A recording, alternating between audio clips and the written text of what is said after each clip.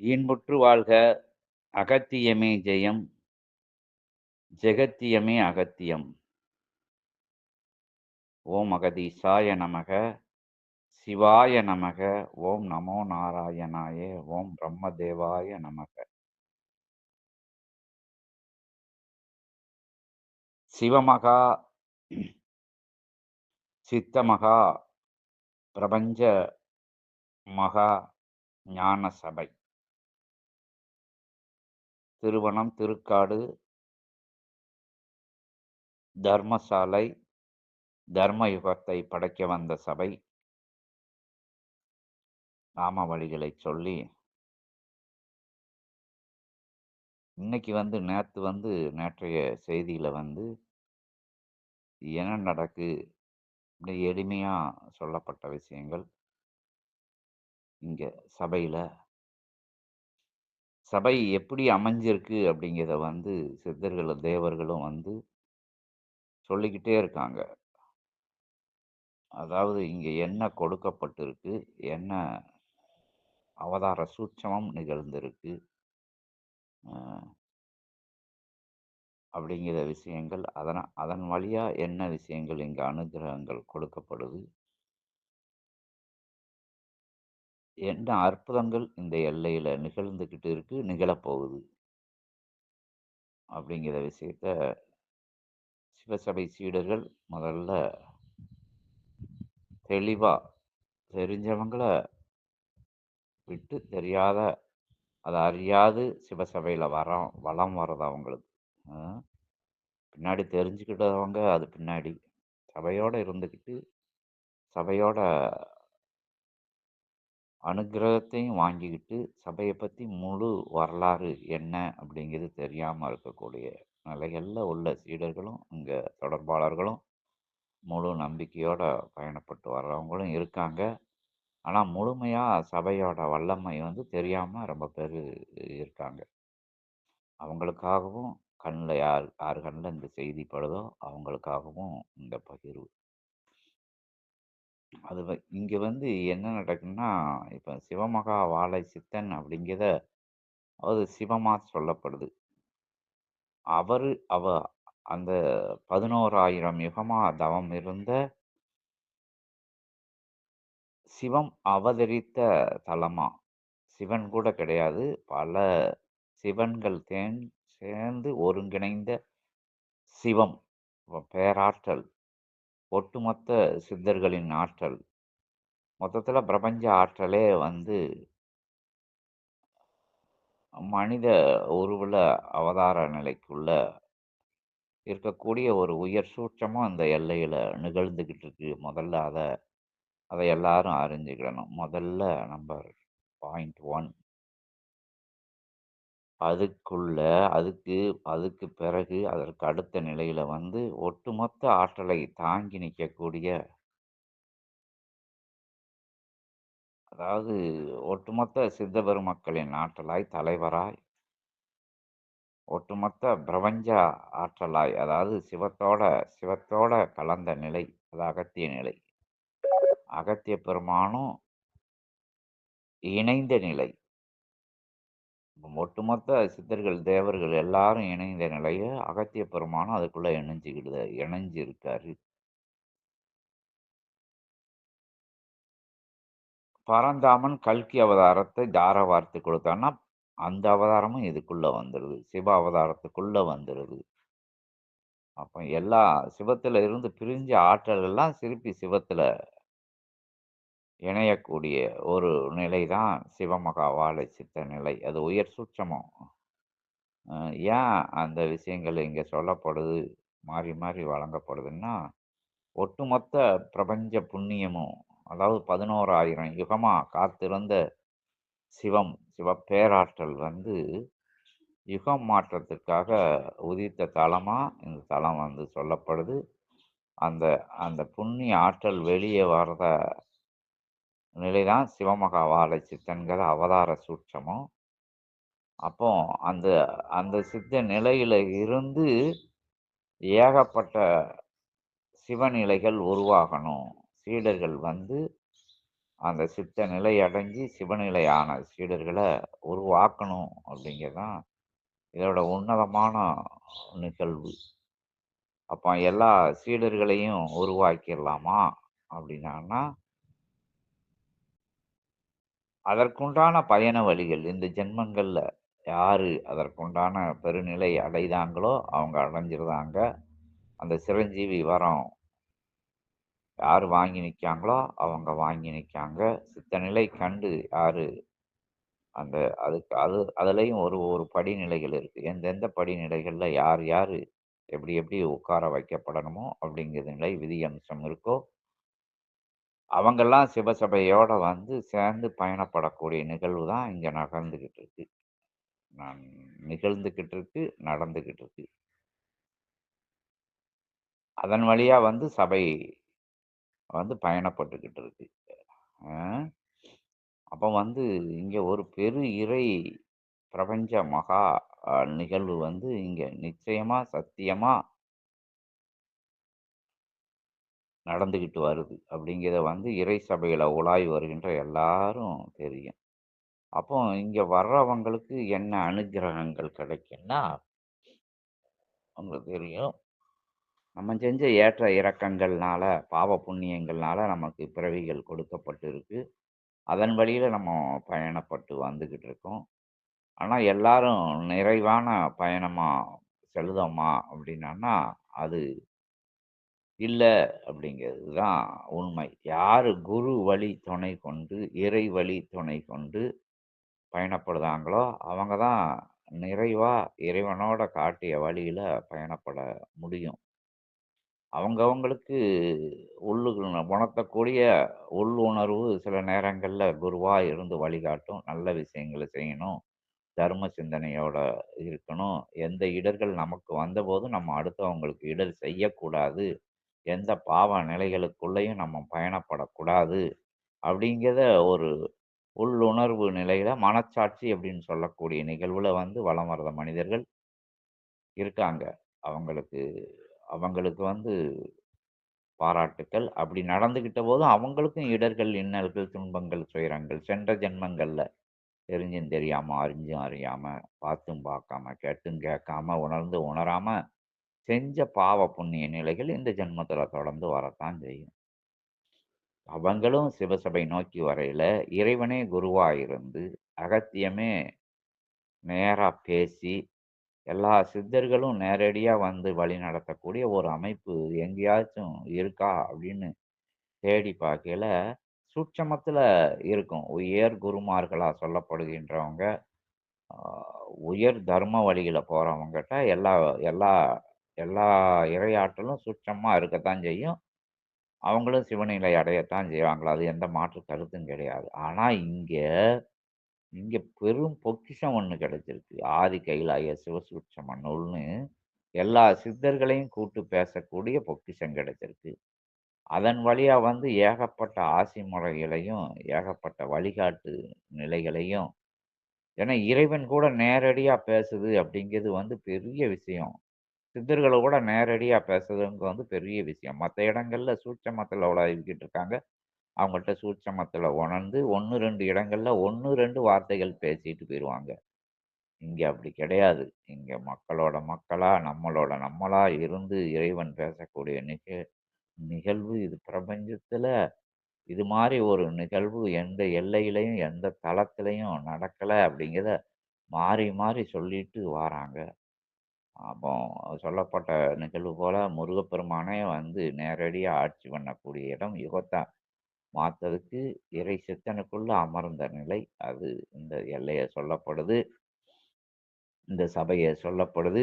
ஒவ்வொரு கிளைச் சபைகளிலும் அந்த நிகழ்வுகள் உன்னதமா, உயர்வா, உயர் சரணாகதியோட எந்த சீடர்கள் அமர்ந்தாங்களோ, பிரபஞ்சத்துக்கு பணியாற்றணும் அப்படின்னு யாரு நினைக்கிறாங்களோ, அவங்களுக்குள்ள அத்தனை ஆற்றலும் போய் ஐக்கியமாகுது. இங்கிருந்து இறை சபையில இருந்து இல் சபைன்னு அடையாளப்படுத்தப்பட்டு, அது கிளைச் சபைகளா பின்னாட்கள்ல வளரக்கூடிய நிலைகள் இருக்கு.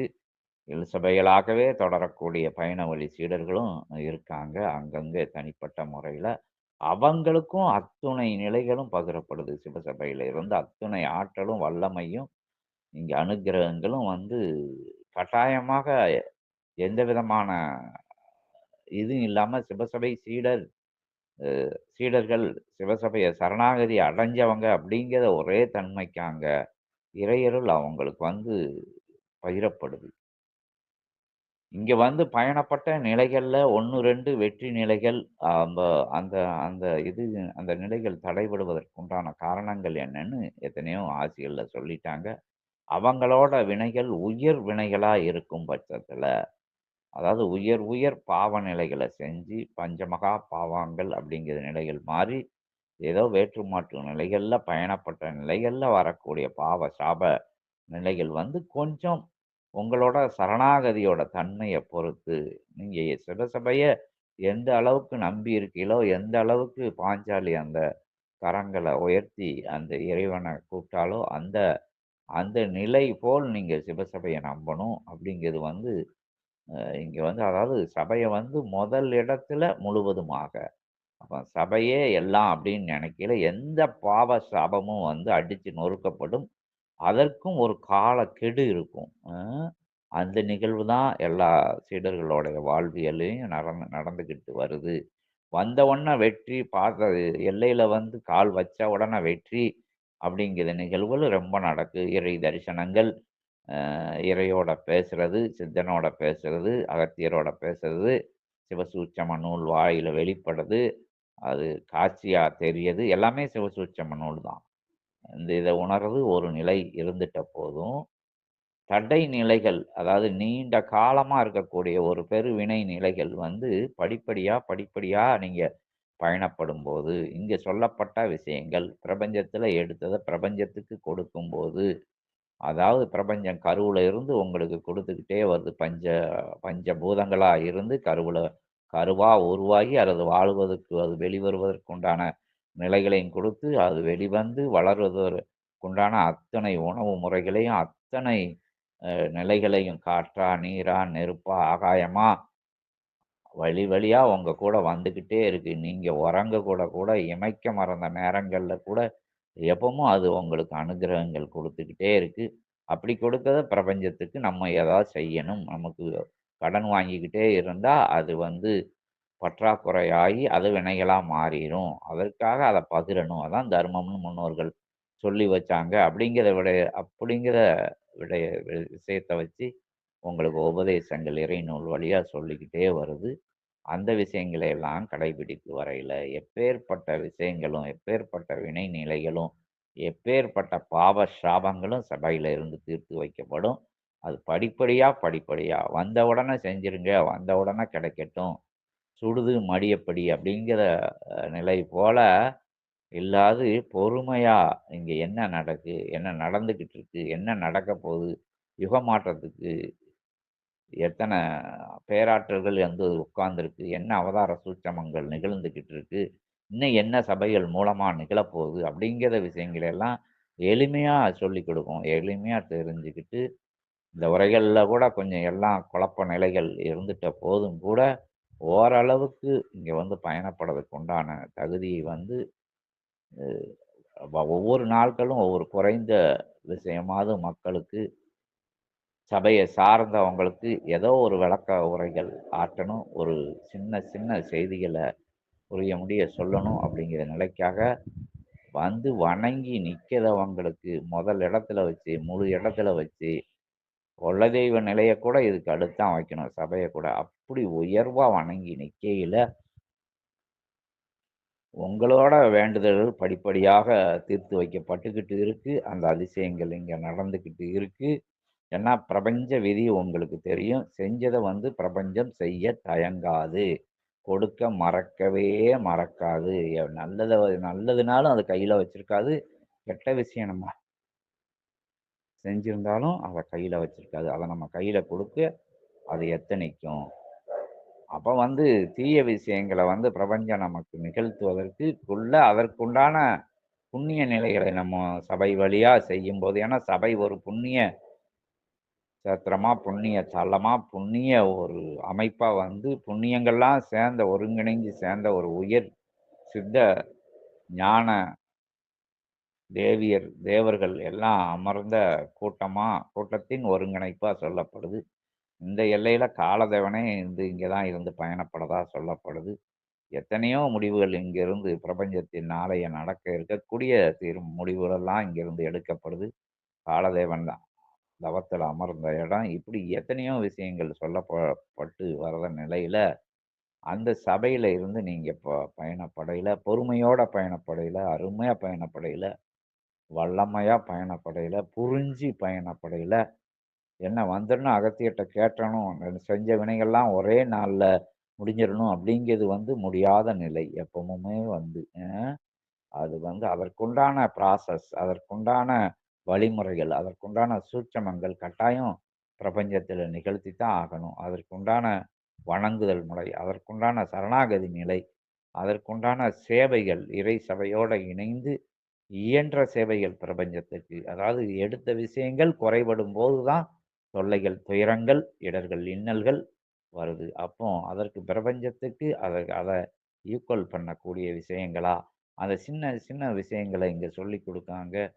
இறை அந்த கோமாதா பூஜையில வணங்கி நிக்கையில, பாவ சாபங்கள் படிப்படியா அகற்றப்படுது. அந்த வழிபாட்டு முறைகள்ல சிவசபையோட புகழ வெளிய சொல்லையில, யுகமாற்றம் நிகழுது. உங்களுக்கே தெரியாம உங்க திருவாயில இருந்து யுகமாற்றம் நிகழுது. அதோட புண்ணியங்கள் உங்க கணக்குல வைக்கப்படுது. இப்படி எத்தனையோ உயர் சூட்சமங்கள் இருக்கு. அந்த விஷயங்களால தான் சிவசபை உங்கள வழிநடத்த முடியுமே தவிர, வந்த உடனே கேட்ட உடனே ரசவாதத்தையோ, புதையல் இருக்கிற இடத்தையோ, திடீர் அதிர்ஷ்டத்தையோ சொல்லக்கூடிய அப்படி நிகழ்வுகள் எந்த ஒரு அமைப்புக்கும், எந்த ஒரு இறையாண்மைக்கும், எந்த ஒரு இறை பிரபஞ்சத்துக்கும் இல்ல. அப்படி அமைப்பு வரையில உங்களுக்கு அதிர்ஷ்டங்கள் எல்லாமே அதற்குண்டான சந்தர்ப்பத்த சபை அமைச்சு கொடுக்குமே தவிர, அதை நோக்கிய பயணத்த நம்பி இங்க யாரும் வர வேண்டாம். அதாவது புதையல் கிடைக்கும் இங்க. புதையல் கிடைக்கும்னா, பிரபஞ்சத்திற்கு நீங்க செஞ்சு வச்சிருந்த புதையல் உங்களுக்கு கிடையாது. அது அது கிடைக்கிறதுக்கு தடையா இருக்கிற வினய நிலைய தகர்க்கும்போது, அந்த அற்புதமான சந்தர்ப்பங்கள், சூழ்நிலைகள், அந்த உயர் சந்தோஷம் எல்லா விஷயங்களும் கிடைக்கும். அது உயர் சூட்சமம், மகா சூட்சமம், ஆதி கைலாய சிவ சூட்சமம், பிரபஞ்ச அகத்திய சூட்சமம், அத்துணை சூட்சமும் ஒருங்கிணைந்த ஒரே தலை முருகனோட சராசர சக்கரம் இயங்கிட்டு இருக்கு. இங்கே 27,000 கோடி லோகங்களுக்கு தலைவரா முருகப்பெருமான் அமர்ந்திருக்காரு. பரந்தாமன் 10 அவதார நிலைய சித்தனுக்கு சிவசூட்சம நூலுக்கு காவலா கொடுத்த இடம். அது கல்கி அவதாரமே சித்தனுக்குள்ள சங்கமிச்ச நிலை. இப்படி எத்தனையோ நிலைகள் இருக்கு. அப்ப சித்தனை சாரையில, சித்தனோட வழியில நடக்கையில, சித்தனோட கொள்கைகள பின்பற்றையில, அதாவது கொள்கை என்ன செஞ்சு பிரபஞ்சத்துக்கு செய்யணும் அவ்வளோதான். வேற ஒண்ணும் கிடையாது. யுக மாற்றத்திற்கு பாடுபடணும். அந்த விஷயங்கள முழுவதும் தன்னை எல்லாருக்கும் இகலோகத்துல கடமைகள் இருக்கு. நேற்று சொன்ன எப்பவும் ஒரே விஷயத்த மாறி மாறி சொல்ல வரும். இகலோகத்துல பொருளியல், அருளியல் 2ம் வேண்டியது இருக்கு. பொருளியல் சார்ந்த, தேவைகள் சார்ந்த பயணங்கள்ல நீங்க இருந்துகிட்டேவும் இந்த பயணத்த மேற்கொள்ள பிரபஞ்சத்தோட இணைஞ்சு வாழக்கூடிய முறைய, அற்புதமா வாழும் கலைய, வாழும் விஞ்ஞானத்த, வாழும் அறிவியல இறை சபை மூலமா கத்துக்கிட்டு, இறை சபையோட பயணப்படையில, உங்களோட அத்துணை நிலைகளும் சுபீட்சமா ஆயி, வருங்கால நிலைகளும் சுபீட்சமாக உருவாவதற்கு உண்டான அற்புதமான வழியை சிவசபை காட்டி மகிழ்ந்து வருது. எல்லாரும் இணைந்து பயன்படுங்க. நேற்றைய காலங்கள்ல சொல்லப்பட்டது போல, இறை சபையோடயே இருக்க வேண்டாம். இறை சபையே சபைய மட்டுமே செஞ்சுகிட்டு இருக்க வேண்டாம். வாழ்வியலோட சேர்ந்த அந்த பரலோக வாழ்வியலுக்கு தேவையான விஷயங்கள், அடுத்த ஜென்மத்துக்கு தேவையான விஷயங்கள், அடுத்து நம்ம சந்ததிகள் நல்லா வரணும் அப்படிங்கிறதுக்கு தேவையான விஷயங்கள், அடுத்து நம்ம என்ன என்ன இறைத்தன்மையோட மாற்று வேற்று நிலைகள்ல உழன்று வருகின்றோம். அந்த அந்த வேறுபட்ட மாறுபட்ட நிலைகள்ல இருந்து வேறுபட்டு மாறுபட்டு இறைத்தன்மையை இறையை உணர்வது எப்படி, பிறவா வரம் வாங்குறது எப்படி, சிரஞ்சீவி வரம் வாங்குறது எப்படி அப்படிங்கிற விஷயங்கள சொல்லிக் கொடுக்கிறது மட்டும் இல்லாம, குடுத்தும் அருளக்கூடிய சபையா இச்சபை இருக்கு அப்படின்னு சொல்லி, இன்னும் எத்தனையோ சூட்சமங்கள் சூட்சமத்துக்குள்ள சூட்சமங்கள் எல்லாத்தையும் வச்சிருக்கு. இப்படி ஒரு இடம், இப்படி ஒரு தலம், இப்படி ஒரு சித்தன், இப்படி ஒரு நூலு கிடைக்கிறதுக்கு உண்டான சந்தர்ப்பங்கள் உங்களுக்கு கம்மி. அப்படியே அங்க இருக்கு. ஆகாயத்துல இருக்கு. 7 கடல் தாண்டி இருக்கு. 7 மலை தாண்டி இருக்கு. பாதாள லோகத்துல இருக்கு. அப்படின்னு சொல்லப்பட்டாலும் கூட அங்க போயிட்டு வர்றது முடியாத செயல். முடியும் நிலையில பக்கத்துல பஸ் ஏறி வந்து இறங்கி, வண்டியில வந்து இறங்கி, நடந்து வந்து பார்க்கக்கூடிய அற்புதமான சபையா பிரபஞ்ச மகா அகத்திய வாழை சித்த சபை இருக்கு. அங்க சித்தன் அகத்தியனா, அகத்தியன் சித்தனா, அற்புதம் நிகழ்த்துகின்ற அற்புதமான தலம். சீடர்கள்லாம் ஆதி கைலாய சிவசூட்சம நூலா சித்தனின் மறு உருவா இருந்து, அந்த நூல் வழியா ஏகப்பட்ட போதனை நிலைகளையும் வருங்காலத்துல ஆங்காங்கே சீடர்கள் உதயமாகி அற்புதமாக வந்து அருள்பணி, சிவசித்த உயர் மகாபணி செய்ய இருக்காங்க. அதுல நீங்களும் எல்லாரும் நாமும் கலந்துக்கிட்டு அற்புதம் நிகழ்த்தணும் அப்படிங்கிறதுக்காண்டி அற்புதமான அதிகாலை பொழுதிலே ஆதி கைலாய சிவசூட்சம நூலிலிருந்து அங்கொன்றும் இங்கொன்றுமாக தே தேடி எடுத்து உங்களுக்கு தெவிட்டாத தேனமுதமாக படைத்து அதிகாலை உயர்காலை உன்னத இறைகாலை வணக்கமாக உங்களுக்கு தெரிவித்து அமர்கிறோம். ஓம் அகதீசாய நமக. ஒவ்வொரு நாளும் ஒவ்வொரு குறுஞ்செய்திகள் சந்தர்ப்ப சூழ்நிலைகள் கிடைக்கும்போது இறைநூல்ல இருந்து வரும் அப்படிங்கிறதையும் தெரிவிச்சுக்கிறோம். ஓம் அகதீசாய நமக.